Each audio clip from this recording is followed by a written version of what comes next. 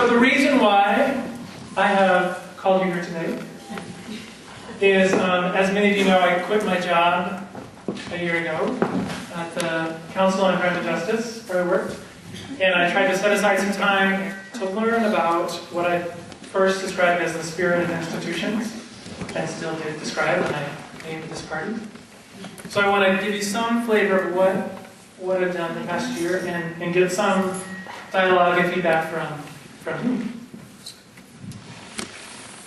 So last August it was, I quit my job, where I worked with Katie and Chris and Andy and some other people, and it wasn't because of them. And a part of what I did then is start doing interviews with a bunch of people who I thought knew something about the spirit of institutions. And what I was thinking about is that it's about, what I was interested in is both how organizations and institutions seem like they have their own spirit and personality, and beyond just a culture and beyond the policies, a felt sense of what makes up that organization.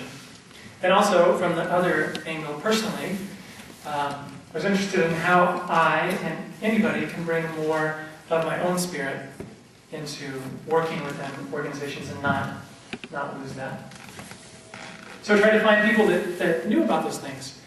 And I did some consulting in the past year to try to learn about some of those things too. But the first formal interview I did last fall was with Al Quie, former governor.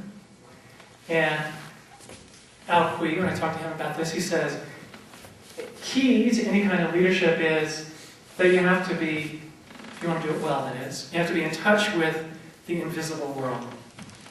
And he said, when he was governor, that every time he thought about running for re-election, he felt his heart get tighter, felt tense.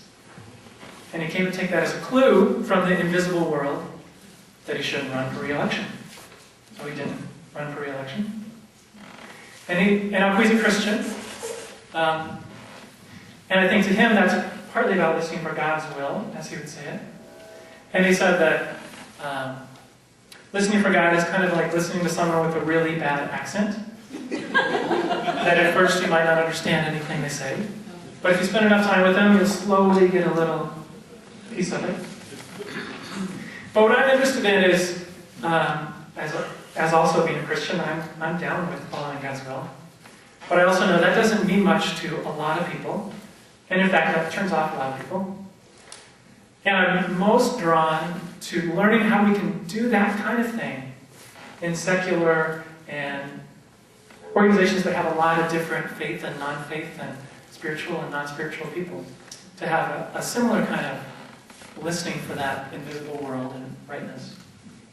And what I've been trying to find is, what are different ways people approach that and make that work within diverse environments. So what I want to ask you to think about first is that question for yourselves. So think about a source, some kind of source, invisible source, that you personally go to for guidance and rejuvenation. And think about how you would describe that source in a word or two. So you might think of that as in religious terms. Maybe that's the Holy Spirit to you. Or you might think about it in terms of values. Maybe that's honesty or love. Or you might think about it in really tangible ways of spending time with my family or going fishing. So my question is, how would you name a source, a deep source that you find guidance and rejuvenation from? So I want to ask you just to think about that for a moment. And then, if some of you could just shout out in a word or two, what phrase comes to mind for your source? Silence. Nature. Leadings. My wife. The voice of love within. Bathtub. Music. Relationships. Play. Nature. Northeast Bay. Sermon on the Mount.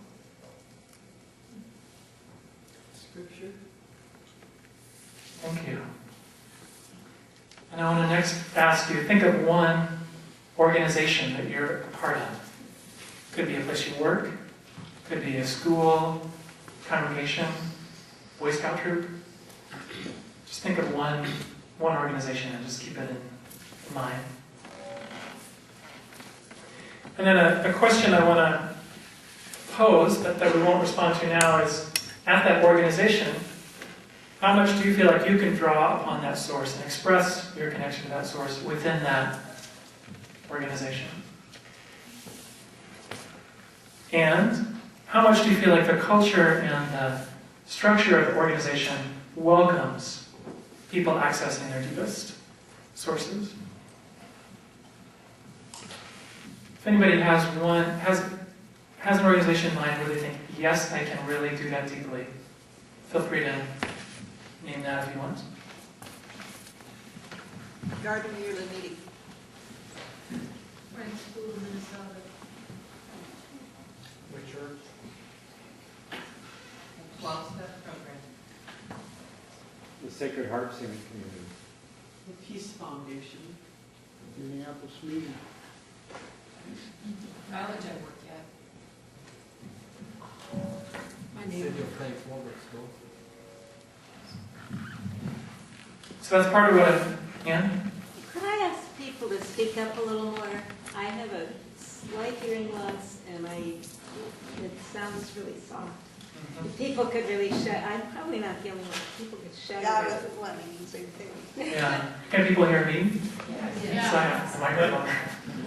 You don't have a microphone. So if you want to say something, please say it loud so we can all hear it. So that's part of what I'm looking for in the past year and still looking for. What are those organizations where people can really engage in spirit? And what makes it so? And so those are some of the questions that have been really driving me the past year. And I want to tell you a little bit about where I've been, what brought me to this point. And then have some categories and some awards. People getting the awards are in the room, but you don't know you're getting an award yet. So some of you be prepared for embarrassment. So as I said, I last August left my job at the Council on Crime and Justice, and for the 4 months or so before that, I was the interim president at the Council on Crime and Justice. And especially in that period, and a few months before, I was really burnt out. I would come home at the end of the day, and I would collapse on the couch, and kind of have one eye half open, and I would be kind of mean to Jenny and the kids, and it wasn't pretty. And I wouldn't sleep that well. And I felt like the organization was doing things that I was passionate about, really believed in. And I was working with a lot of people that I had a great deal of respect for and were very skilled. And at the same time, it felt like there was a spirit of this organization that was getting the better of me, that was draining me. I couldn't find a way to engage with it. And I had all kinds of ideas about how I could fix it. Tried some, and maybe some things were helpful, mostly not, I think. But that wasn't why I quit my job, because I was burnt out, although I should have if I didn't have plans to already. But the year before that, I was going to Washington, D.C. to make a presentation at a conference organized by the Department of Justice, the U.S. Department of Justice. And the week before, I was sitting having some silent meditation and prayer with a friend of mine. I had this weird experience that I haven't had before or since, which is hard to explain, and I won't explain in too much detail. But as we were sitting there, it felt like there was this tornado that came through the room, an invisible tornado. The Quakers, called Quakers, sometimes we quake, so I was quaking. So it felt like there was this strange energy that just came through the room. And my intuition, unexpectedly, was that this tornado was connected with the Department of Justice. And as I was getting closer to the Department of Justice, I was getting closer to this invisible weird force. It did not feel friendly to me. And I didn't know the details of that. At the time, Department of Justice had all kinds of scandals going on here locally and other places. Probably complicit with or supporting torture as a method. But I didn't know the details, I just knew that there was something really weird. So it was after this, and then I went to Washington, D.C., and I tried to go there in a different spirit than that, and be intentional about that, and ask people to remember me as I did that.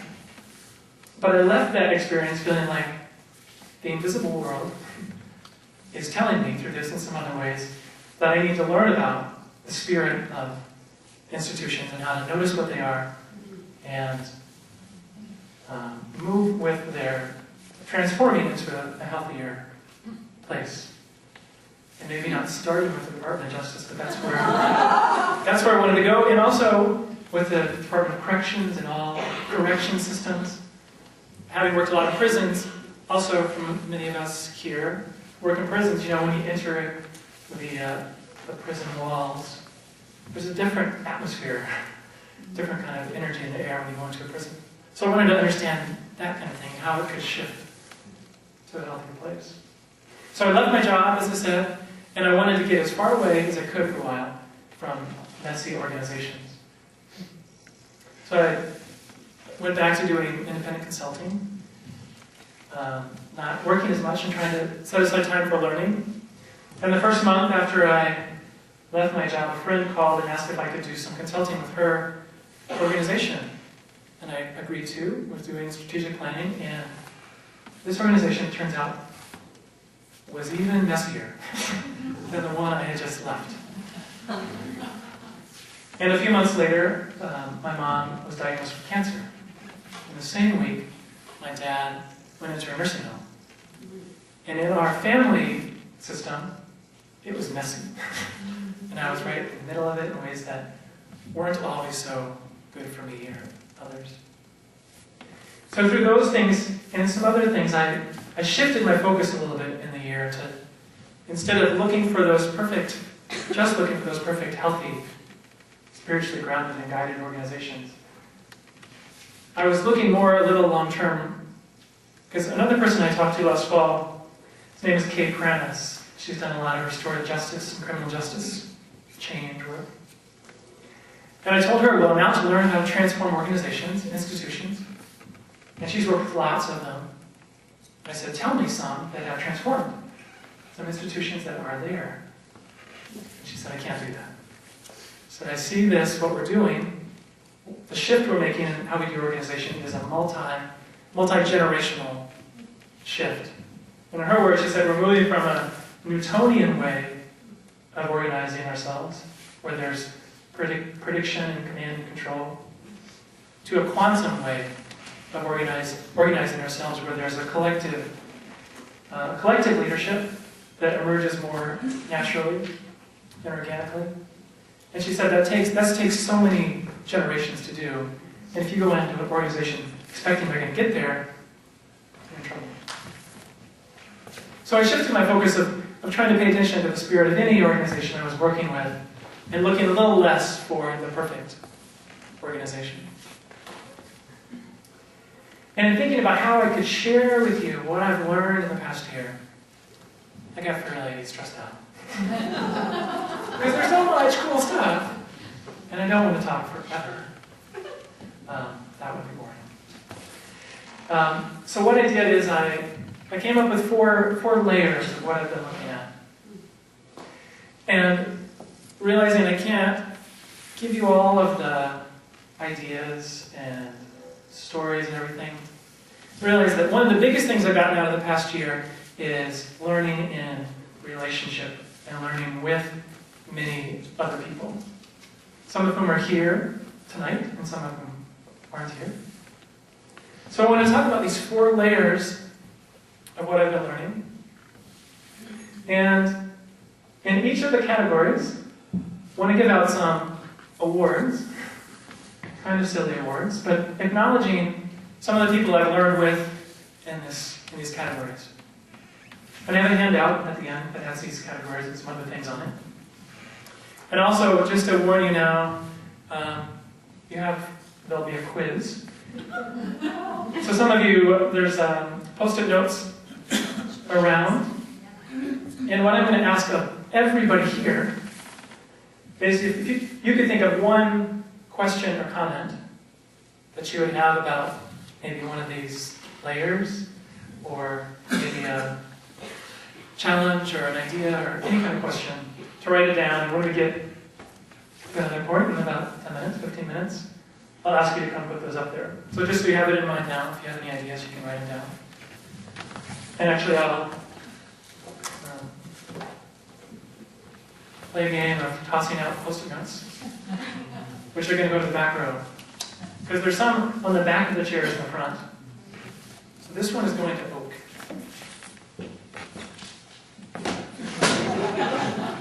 So you can take one and pass it around. This one is going to Catherine. Oh! Good catch. So, the four layers, the categories. So briefly to name each of them, starting over here.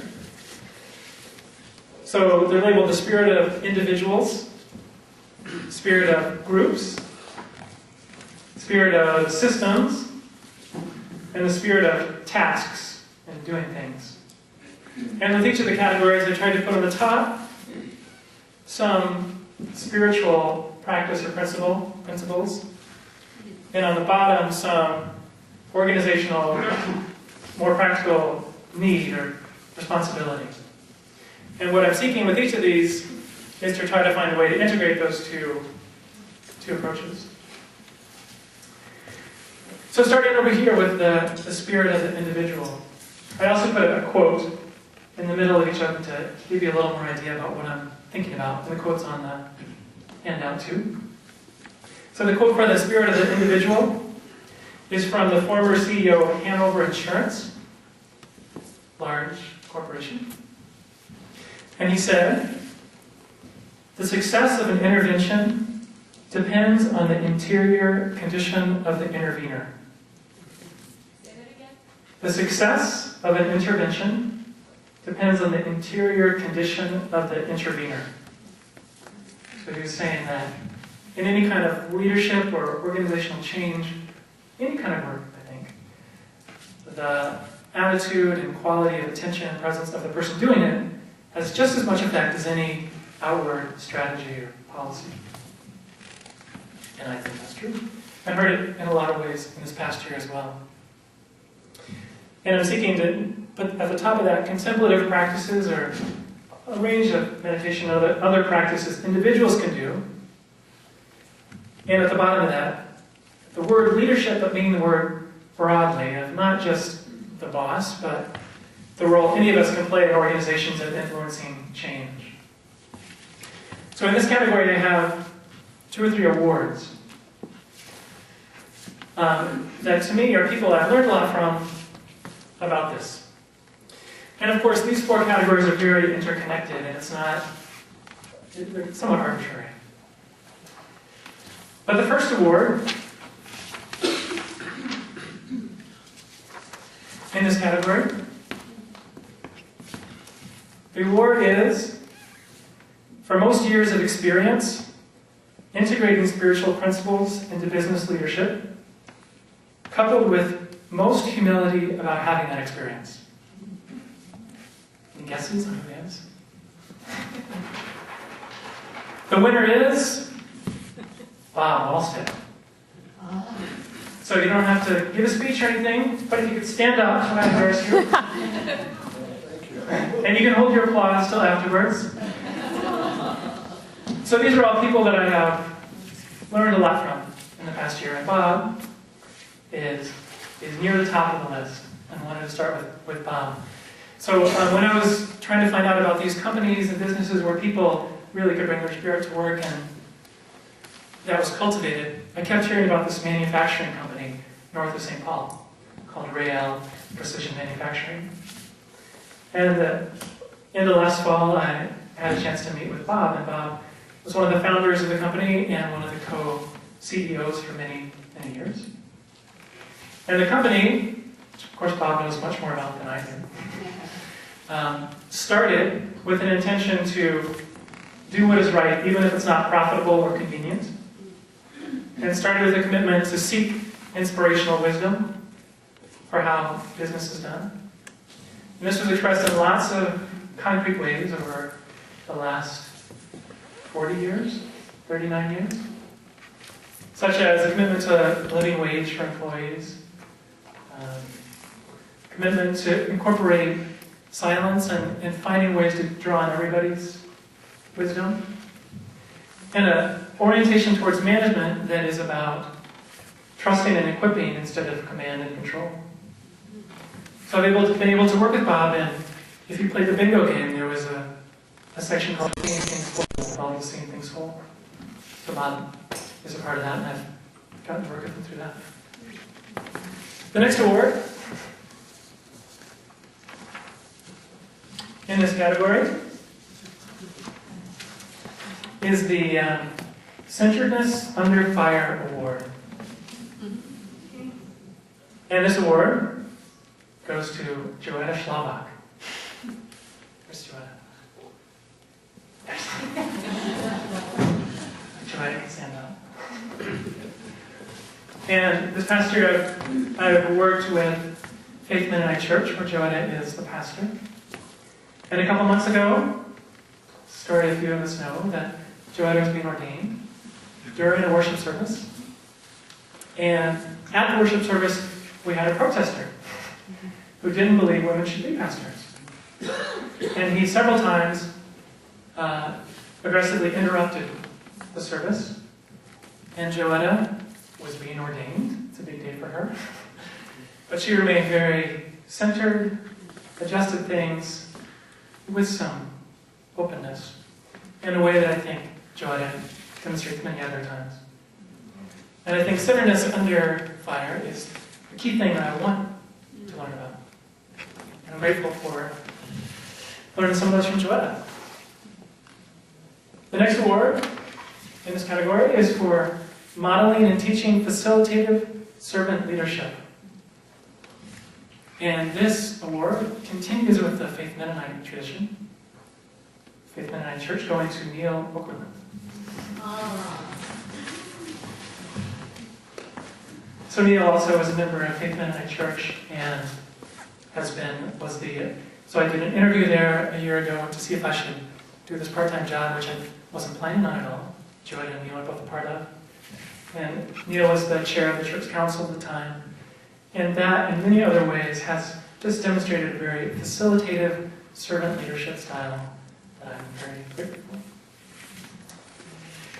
So moving on to the next category, which is the spirit of the group. And also to say, these are just a fraction of the awards I wanted to give out. I started with the list way longer.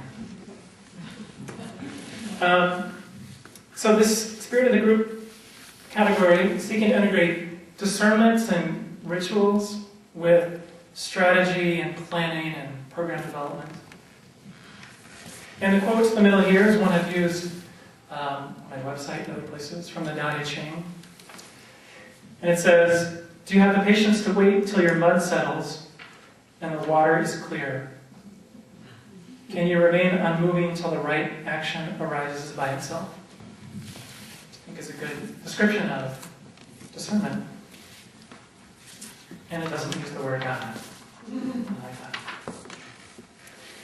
So this first award in this category is for the wise, lighthearted discernment guru award. And this award goes to John Ackerman. And John is someone I met many years ago who was teaching a class on spirituality and leadership, but that we've met several times this year because John's written a book about discernment, works with congregations as they're doing discernment and how to do that.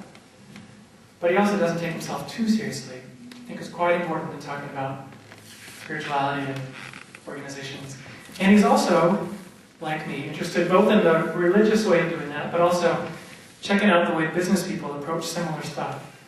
So we get together and talk about theory U and diagrams. It's cool. The next award in this category goes for the outgoing voicemail message that contributed the most to my learning. And the message included this quote from Rainier Rilke when I called their house. It said, "May what I do flow from me like a river, no forcing and no holding back, the way it is with children." And the winner of this award is Nettie Smith and Jim Lustar. That would be Nettie Smith. And to acknowledge that I've learned in lots of different ways in relationship, not just the serious academic kind. So moving on to the next category, the spirit of systems. And at the top here we have prayer, but also could be theological analysis and rituals and other stuff. And at the bottom, systemic change. And the longer list would be community organizing and nonviolent direct action, practical ways of approaching changing systems. And the quote I have in the middle is from an author named Walter Wink. And it says, evil is not just personal, but structural and spiritual.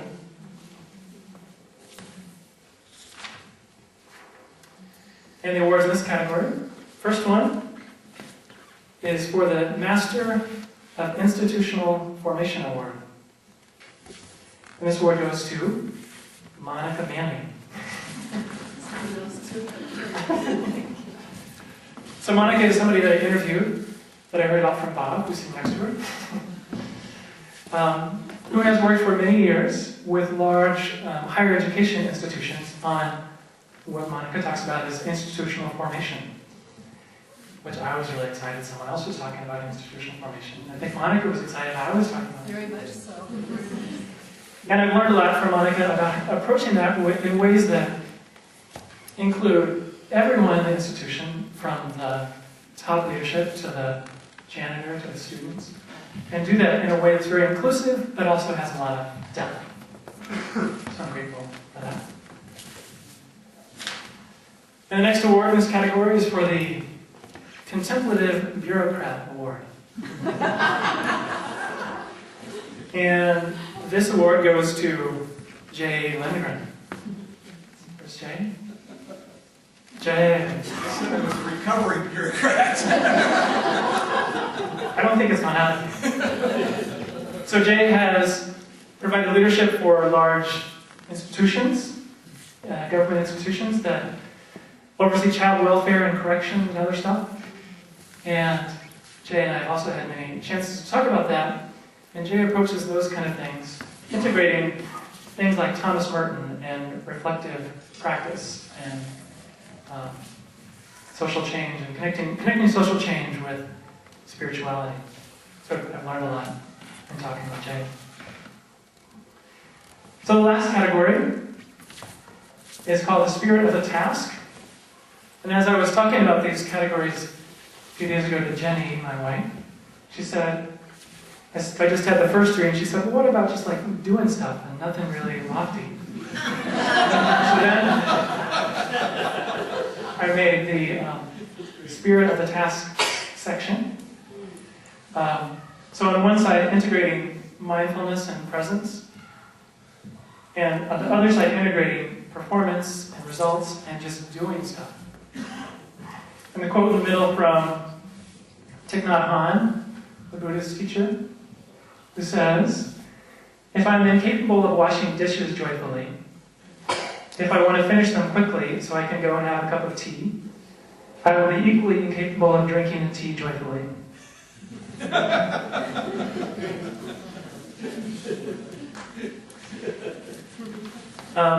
And when Jenny told me about this section, she said, like my mom. So I don't have the word for Kathy Larson, but just to say, Kathy Larson was the inspiration for this category. But she does a lot of stuff. She doesn't complain about it. She's very present and attentive. The first official award is for the Prayerful Presence in Painful Places Award. This could also be the 4P Award. And this award goes to the Visitation Sisters. So there's many of them. But I'll give it to Mary Virginia. That's a very spiritual number. And I've known the sisters for several years, but they are nun kind of sisters that live in North Minneapolis and chose to live there and be in prayerful relationship and presence with their neighbors in a way that's not all lofty and big dealish, but treats everybody that comes to the door as if they're Christ, and does little tasks, like making presents or something like that, with a lot of presence and love. So that is something I've learned a lot from for many years. And the last formal award, so we're getting close now to the time where you'll have the quiz and writing down something.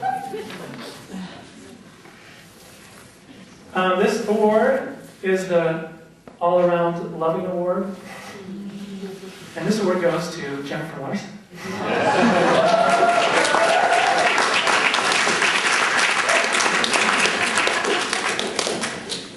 And as I was thinking about, so I started, maybe to loop back to that before the questions, with talking about what is a deep source that we draw guidance and rejuvenation from. And in thinking about that this week, remembering how much I've learned about relating to that source for me from being married to Jenny, and knowing that if Jenny as a person could be as loving and committed, then wow, God must be even more so. So it's really expanded what I believe is possible from God.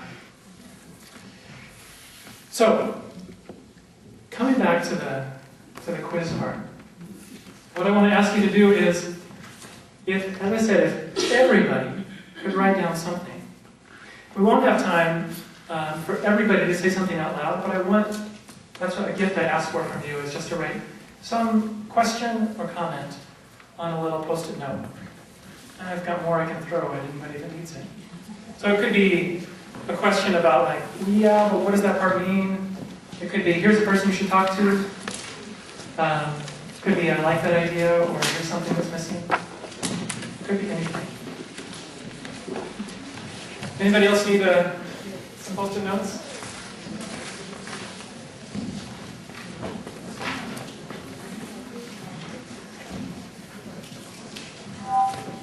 And pens, we have a bunch, but I think they got used for the bingo game. So there's a couple.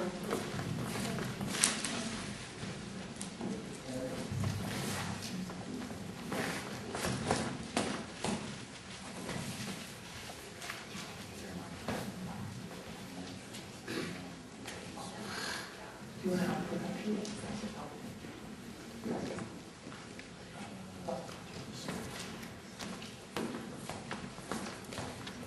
And as you finish writing something down, and it doesn't have to be profound, it could be just think about this, or that's silly, or whatever you want. If you could physically come up and put it on one of these pieces of cardboard that it relates to in some way. If it doesn't relate to that category, it's fine. But just put it up here on one of these four pieces of cardboard.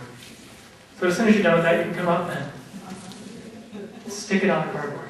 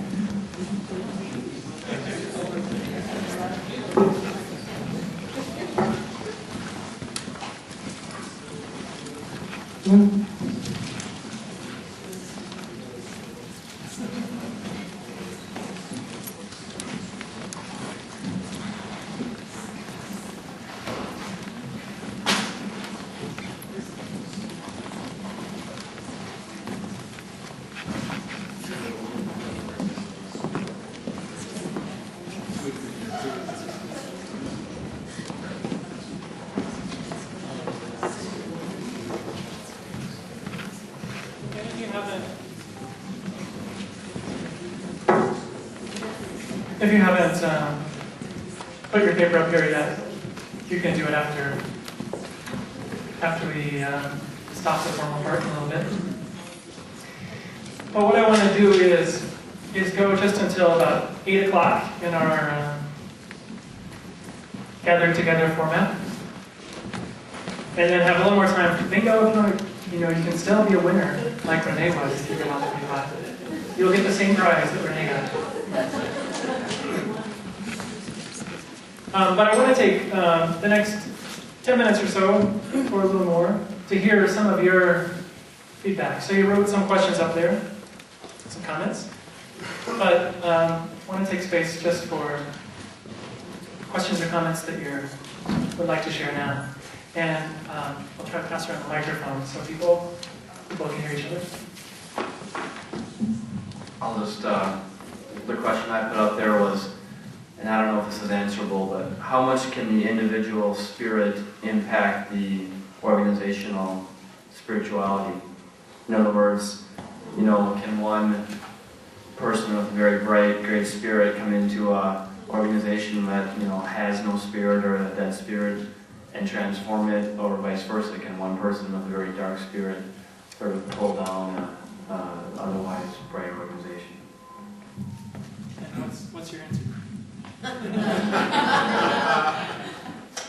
Yeah, of course you do that, Michael.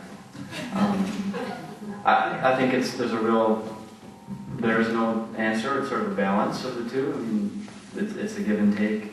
I think that, and there's extremes where if an organization has a really dark spirit, I don't know that one person can ever change it, and if they, maybe they shouldn't try, or vice versa. Yeah, and is this working? Yeah. A little bit? So just to say a couple things. That's a really good question that I'm not going to answer with any depth. But another thing I thought about trying to share was just there are a lot of good how-to models out there. If you want to transform an organization, here's the 5 steps. I didn't want to focus on that tonight, but several of those say, step number 1 is the commitment of the leadership team to personally change and support the wider transformation. And if you don't have number 1, those models would say, your chances are not very good. I don't personally buy that entirely, but I think there's also truth in it that makes it a lot easier. So that's my half answer. Other comments?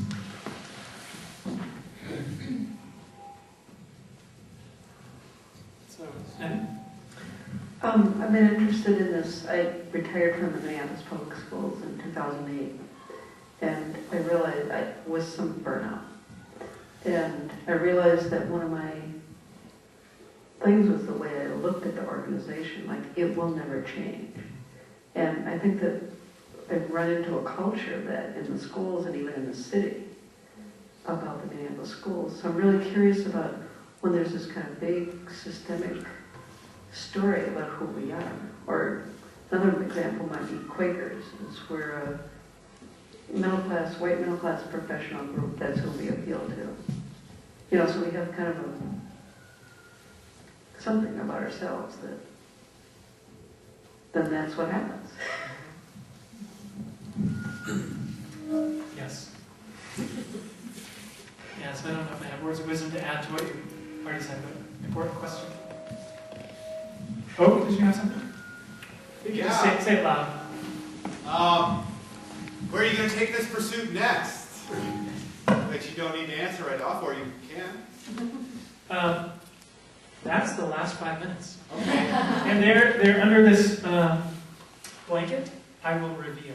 Okay. Well, I'm just anticipating the end of the evening then, but I also have a more pragmatic question, and that is, have you found an organizational structure which seems more or most conducive to broadly life-affirming spirit?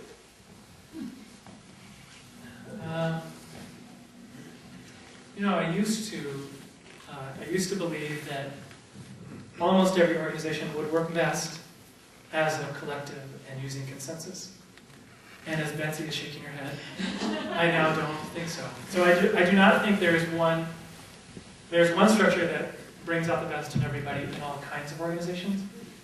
I think that it depends on the purpose of the organization and the makeup of it. I think there are some cases where, and I still like, very flat organizations that are collectively structured and based on consensus. But I think, for instance, in cases where you need to respond to emergencies or crises, that's not the best one and might, in fact, lead to lots of dysfunction and crisis. So part of my approach in working with any organization is to first start with listening and understanding what's their current situation, what works best for them, and not have any structural prescription from the start. Jeanette? It's sort of interesting, your sort of religious terminology that you use in all these contemplative, discernment, prayer, mindfulness. What about the role of sort of prophetic voice, of prophetic vision, which is sort of another model of, it's different than what you're talking about? Or how do you see that fitting in? No, I think I want it to be a part of what I'm doing, or see as part of what I'm doing, not just me as a prophetic voice, but especially within this spirit of systems stuff, but even within groups and individuals. I think it's very important. One thing I worry about with all of this stuff and trying to integrate it into a management world, so I think management by its definition is about trying to keep things running based upon the current values and status quo. But I want to be practical and related to management that way, but not too tied in if there's not space for a prophetic voice that comes from a very different vision and values.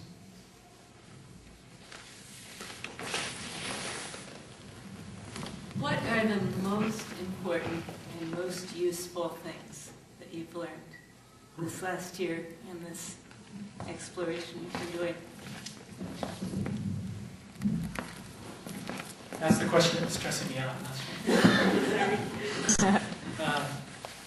And a good, important question that part of what that is, the question has led me to think is that I'm not done, because I don't have the 1, 2, 3, 4, 5 step of here's how you have a spiritually transformed organization. I don't know that I should, but one way I'll respond, I'd say that the most important thing for me, which is not just a practical thing, but is what I was mentioned earlier about shifting from trying to transform organizations to thinking more long-term and supporting transformations that are already happening. And I'll also then refer to my blog, where I did have, in some posts, been a little more ABCD. Here's the 15 ways that I try to incorporate spirituality into my work with organizations. So there's a copy of that on the table out there.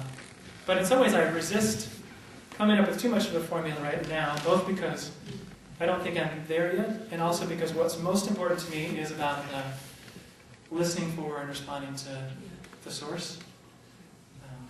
So that's another thing I've learned is getting more and more clear that's my focus.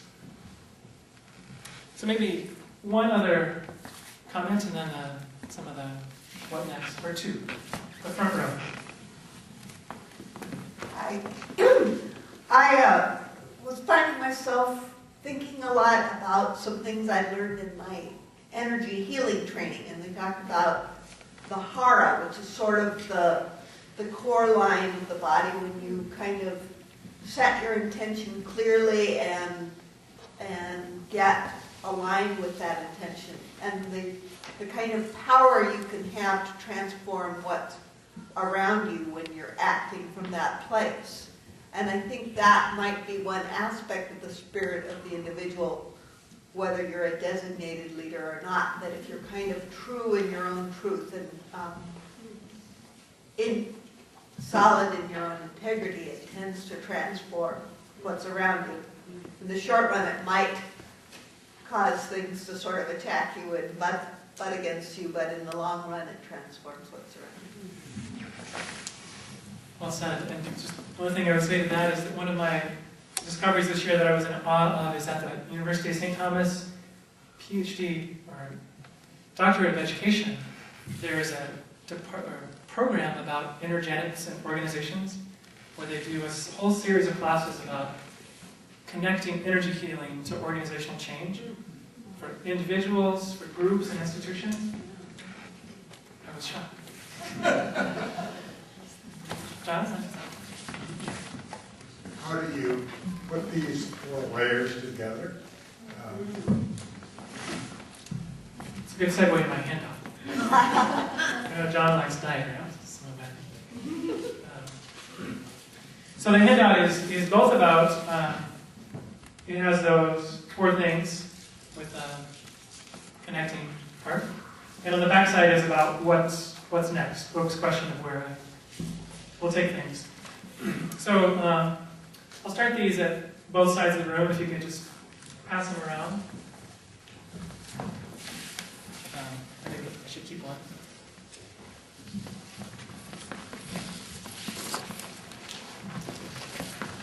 And at the same time, I will unveil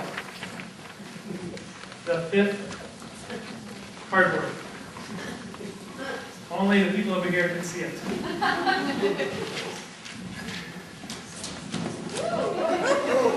It is still a mystery. I will do a public unveiling up here. It says, "What's next for Michael?" Check out the handout.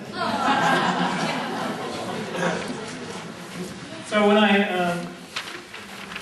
so you could refer to the back side of the handout. When I started, when I left my job a year ago, I said I was taking a sabbatical for a year to write a book and cut the prison population in half and some other things. I have not finished the book. Prison population is still about the same size as it was last year. So, and I also this past year have done a lot more paid work than I expected to. So the short answer of what next is keep doing the same thing. But shifting my focus somewhat, the past year I said I was on something like a sabbatical. And I think I'm going to stop saying that. And say now that I'm primarily focused on my organizational development consulting business that is focused on cultivating the spirit of organizations that are pursuing healthy and just communities. And at the same time still leave time to be learning about this stuff and not getting paid for it. So this handout is my little rough small text brochure for those services. And to add to that, earlier today, Jenny and I found out that both of our furnaces died. So I need paid work. We need a furnace. We need a furnace. If you have a furnace that's new and efficient, we'll take that as 2 of them. We'll take that. But in lieu of that, you could also help me get more paid work doing this kind of stuff. Not just paid work either, but part of what I have benefited from this past year and really invite even more from here on forward is working with many of you and others to take this learning in very practical directions with particular organizations. And in this handout here, it has 3 categories of services. So the first one there is about strategic planning, which is what I've done the most of this past year. And when I have done this work, it's still, as I was saying earlier at Oak, I don't start by saying, we are here to find God's will for your organization. I start with listening, and it's not, I don't want to impose my framework, or need to use this language. At the same time, I do want to draw intentionally upon the next column, which is about discernment, consensus building, appreciative inquiry, playfulness, results orientation, and strategies for social change. So the other 2 categories there are program development and evaluation, and team and leadership development. And mostly I've worked with nonprofit organizations and imagine that as my primary focus. And there's a column there about outcomes that I've focused on supporting, and quotes from others saying how wonderful I am.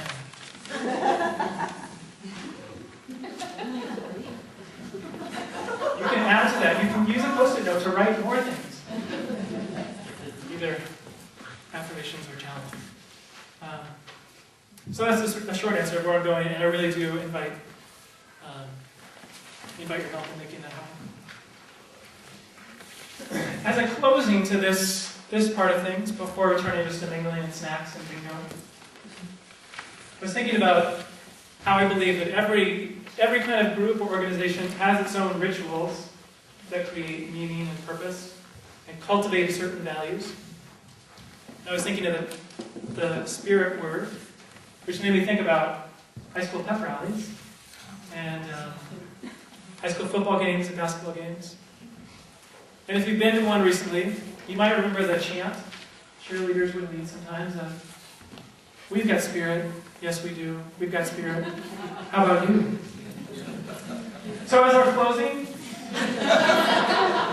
I would ask we participate in this ritual, and you might think about the spirit we're saying is not necessarily the same as beating the other football team. Might be drawing on that source for you. So for the purpose of this activity, this side of the room, we have 2 complementary teams, kind of divided down the row, middle of the room here with Andy and Harry and Kathy.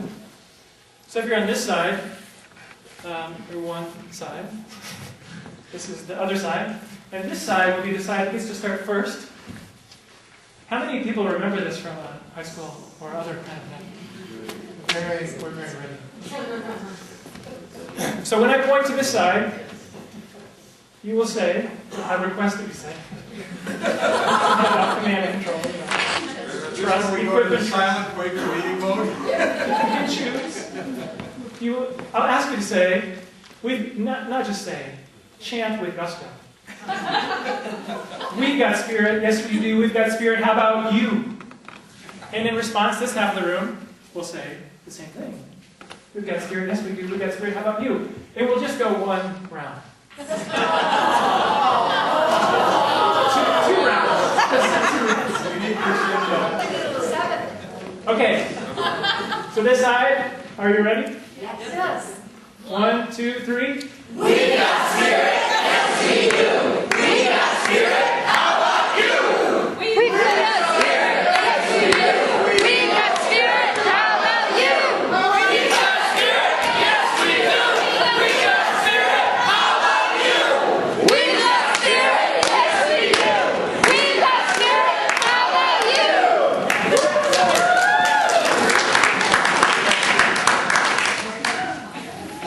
What? That was good. Jump through a big wall of paper with colors on it. Yeah. So with that, I thank you very much for coming tonight, and ask you to stick around and talk to each other and talk to me and have some more snacks.